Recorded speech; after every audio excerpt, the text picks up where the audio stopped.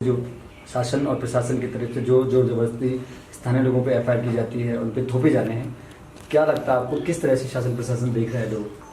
हम बहुत छोटे से संगठन हैं, मगर फिर भी हमारे सामने बहुत बड़ी चुनौतियां और उन चुनौतियों को सर स्वीकार किया और लड़े हैं। सबसे बड़ी चुनौती तो आती है कि बांध का जिस तरीके से थोपा जा रहे हैं लोगों पे छोटी जन सुनवाइयों के द्वारा, हमने उस पर काम किया। पिंडर घाटी में 3 जन सुनवाइयों के बाद छोटे कागजों के आधार पर सरकार आगे बढ़ पाई है, मगर लोगों को हजार संख्या में वहाँ पे लोग लामबंद हुए, वहाँ के और संगठनों के साथ में जुड़ करके।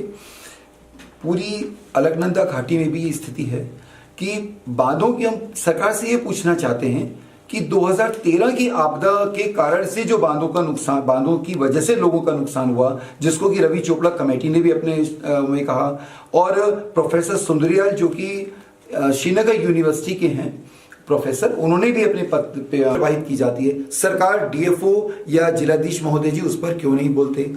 केंद्र सरकार, राज्य सरकार का, इनके पर्यावरण विभाग, ऊर्जा मंत्रालय उस पर क्यों नहीं बोलते? ये प्रश्न हम उठाते हैं और ये प्रश्न जमीनी स्तर पे धरना प्रदर्शन से लेकर के, उपवास से लेकर के, सरकारों को चिट्ठी दे करके और national green tribunal, high court और सुप्रीम कोर्ट के अंदर जाकर के भी इन प्रश्नों को उठाने की कोशिश करते हैं। हमारे पास ऐसे नहीं, इसी जो वकील सर्वदता से निष्पक्ष होकर सामने आते हैं, उनकी मदद से काम कर पाते हैं। ऋत्विक दत्ता हैं, संजय पारिक जी हैं, ऐसे तमाम लोग हैं जिन पे इल्जाम लगाए जाते हैं कि वो हमें पैसा देते हैं।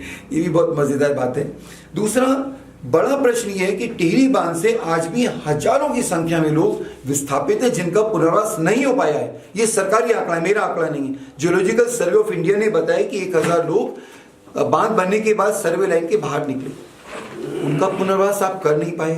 आप चाई गांव के थोड़े से लोगों का पुनर्वास नहीं कर पाए। आप विष्णुघाट पीपलकोटी परियोजना में दुर्गापुर, हरसारी या जैसे छोटे छोटे गांव के लोगों का पुनर्वास न करके उन पे मुकदमे दायर करें कि वो अपनी आवाज ना खड़ी कर पाए। ये बताता है कि आपकी बांध परियोजनाएं लोगों के हित में नहीं है। आप कौन से देश हित की बात कर रहे हैं? अगर जिस देश हित की बात कर रहे हैं उस देश के अंदर में दुर्गापुर भी है, हरसारी भी है, हाट भी है, चाई भी है, थेंग भी है और टिहरी के दूसरे गाँव भी है और पिंडर घाटी भी मौजूद है और इसी में ये गंगा भी मौजूद है जिसके हक के लिए लोग लड़ते हैं। हम इन सारी बातों को सुंदरलाल बहुगुणा जी के शब्द याद करते हुए कहना चाहता हूं कि राजनेता, पूंजीपति और विदेशी पूंजी, जो कि विश्व बैंक उसका एक सामने, विश्व बैंक और एशियाई डेवलपमेंट बैंक, इन सब का गठजोड़ है जो कि इन चीजों को आगे बढ़ा रहा है। उत्तराखंड के हम दावे से कह रहे हैं कि आने वाले समय में अगर ये बांध बने जिसमें कि 1500 किलोमीटर की सुरंगें बनेंगी, हर 5वां व्यक्ति अपनी जगह से प्रभावित और विस्थापित होने वाला है। अगर उत्तराखंड आज नहीं जागा तो 2013 जून में जो गंगा ने एक बड़ा संदेश दिया था कि बांध उसको मंजूर नहीं है, वो आगे फिर तबाही होगी और उस तबाही को रोकने के लिए भी, देखने के लिए भी शायद कोई रह पाए, पता नहीं।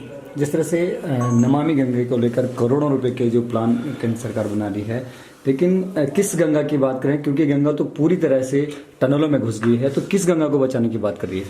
नमामि गंगा मानते हैं कि एक धोखे के रूप में हमको नजर आ रहा है अभी तक तो, क्योंकि उसके अंदर में गंगा की सफाई की बात की जा रही है और जलमार्ग बनाने की बात की जा रही है, मगर नमामि गंगा के अंदर में हरसारी के नरेंद्र पोखरियाल के विस्थापन की कोई बात नहीं है। नमामि गंगा में बांधों की वजह से जो तबाही हो रही है, नमामि गंगा के अंदर में जेपी की परियोजना, तपोवन विष्णुघाट पीपलकोटी अभी जो चल रही है और श्रीनगर, इन बांधों की वजह से जो पूरे एक्वेटिक लाइफ खत्म हो जाती है, नदी की सुरंगों में जा रही है और बहती नदी में भी जो अब मिट्टी डाल रहे हैं, जो मग डाले हैं, उस गंगा की बात नहीं, वो गंगा करा रही है। लामबगड़, जेपी के नीचे लामबगड़ गांव, वहां पर पानी है नहीं। आप मनेरी वाली 1, मनेरी वाली 2 के नीचे पानी है नहीं। और फिर टिहरी का जो बड़ा जलाशय आता है जहां पानी नजर आता है, तो ठहरा हुआ पानी है जिसको उत्तराखंड के लोग गंगा कह के पूछते नहीं है। तो हम कह रहे हैं नमामि गंगा के 20,000 करोड़ रुपए में और नमामि गंगा के कर्णधारों के हृदय में या मस्तिष्क में ये उत्तराखंड की गंगा कहां है, बता दें। और यदि राजनेता मंचों पे बोलते हैं, वो सुप्रीम कोर्ट में जो उनके एफिडेविट जा रहे हैं उसको भी देखें तो सच्चाई सामने आ जाएगी।